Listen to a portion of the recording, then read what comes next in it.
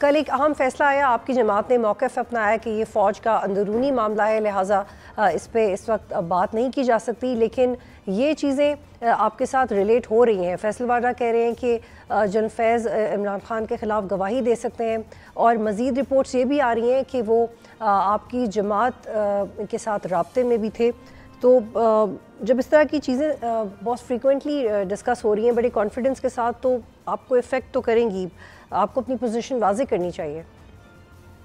بسم اللہ الرحمن الرحیم۔ بطول بالکل اس میں کوئی شک نہیں کہ یہ فوج کا اپنا معاملہ ہے۔ جہاں تک اگر ہمارے ریلیٹڈ کوئی چیز آئے تو پھر ہم بات کر سکتے ہیں، اس سے پہلے ہم کیا بات کر سکے۔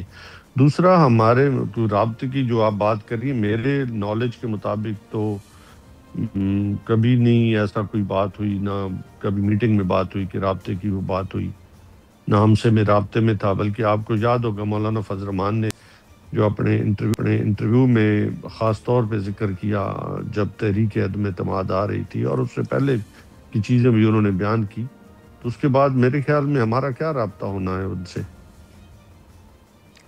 لیکن امجد صاحب، صرف اس رابطے کی بات نہیں ہو رہی جو ان کی ریٹائرمنٹ کے بعد انہوں نے کردار ادا کیا الیکشنز میں رپورٹڈلی یا ڈیورنگ ہز ورک ٹائم۔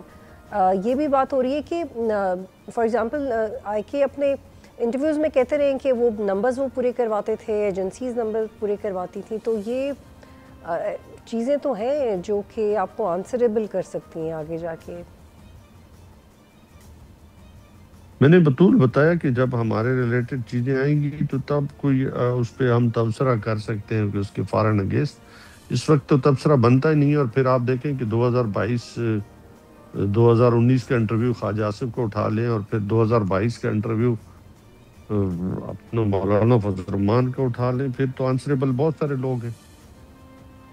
لیکن اس دفعہ آپ کی باری ہے نا۔ تو میں وہی کہہ رہا ہوں نا کہ ابھی ہمارے ریلیٹڈ چیزیں کچھ آئیں تو ہم اس کے اوپر تبصرہ کر سکتے ہیں نا۔ ہمارے ریلیٹڈ چیزیں نہیں آئی تو ہمارے تبصرہ بنتا ہی نہیں ہے۔ ٹھیک ہے، نائی صاحب، رانا ثناء اللہ کہہ رہے ہیں کہ عمران خان کو ملٹری تحویل میں دیا جا سکتا ہے، ان پر غداری کا مقدمہ بن سکتا ہے۔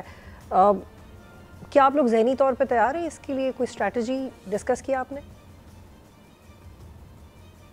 دیکھیں، اس وقت پاکستان کے اندر جو انسٹیبلٹی ہے، اس کو اگر وہ مزید انسٹیبل کرنا چاہتے ہیں چیزوں کو، تو شوق سے اپنے جو ہے وہ بیانات دیتے رہیں۔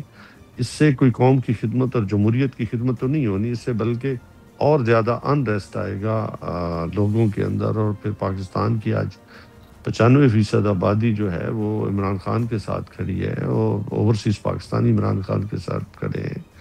تو اس سے تو ماحول مزید جو ہے، جو مفاہمت کی چیزیں ہیں جو ہو سکتی ہیں اس وقت، معیشت کے اوپر ہو سکتی ہیں، بہت ساری چیزیں بیٹھ کے رول آف لا کے اوپر، عدلیہ کی آزادی کے اوپر، میڈیا کی آزادی کے حوالے سے بات چیت ہو سکتی تھی۔ لیکن ابھی اس کے اوپر اگر وہ قدغن لگانا چاہتے ہیں تو شوق سے کریں۔ سبسکرائب کریں اور بیل دبائیں تاکہ کوئی خبر رہ نہ جائے۔